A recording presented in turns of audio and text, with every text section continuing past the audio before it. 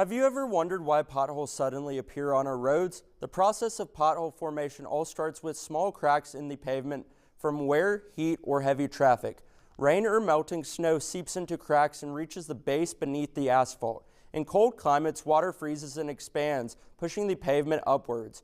When it melts, it leaves a void under the road. In warmer climates, water can wash away or soften the supporting soil, creating a weak spot. Either way, the pavement above becomes vulnerable. When cars and trucks drive over it, the weight stresses the weakened area. The surface begins to sag and eventually collapses into the empty pocket.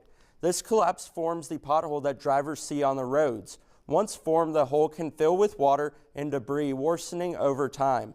Repeated traffic can continue to chip away at the edges, expanding the pothole. So potholes are really the result of water, weak soil, and constant vehicle stress working together.